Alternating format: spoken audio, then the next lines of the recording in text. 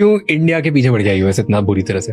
इसी I think सबसे पहले तो समझने की ये जरूरत है कि यूएस वर्ल्ड की सबसे बड़ी इकोनॉमी है और यूएस में जेन्युइनली प्रॉब्लम्स हैं और यूएस उस प्रॉब्लम को सॉल्व करने की कोशिश कर रहा है। अब आप सोचोगे ट्रम्प पागल है क्योंकि वो टैरिफ्स लगा रहा है दुनिया की हर कंट्री पे।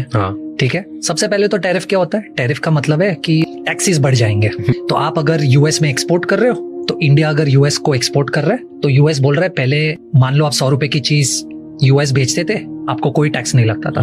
अब आप अगर 100 रुपए की चीज भेजोगे तो मैं 20% टैक्स लगाऊंगा, तो वो चीज 120 रुपए में यूएस में मिलेगी। 20 रुपया यूएस गवर्नमेंट की इनकम है एज टैक्सेस, तो टैक्स को टैरिफ बोलते हैं। ओके, वो क्यों कर रहा है? वो जो कर रहा है वो सही है। You will be surprised to hear this, क्योंकि यूएस वर्ल्ड की सबसे बड़ी इकोनॉमी है और सबसे बड़ा कंज्यूमर है।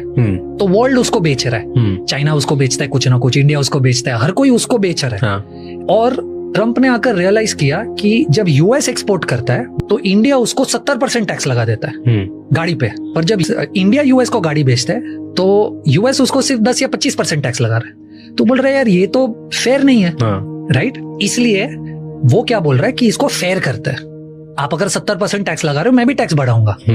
और क्योंकि US is already in a lot of mess, ये अगर वो नहीं करेगा ना तो आज नहीं तो कल यूएस बहुत ही बड़ी ट्रबल में आ जाएगा। So let's first clear this, कि वो जो करने की कोशिश कर रहा है वो सही है यूएस के स्टैंड पॉइंट से।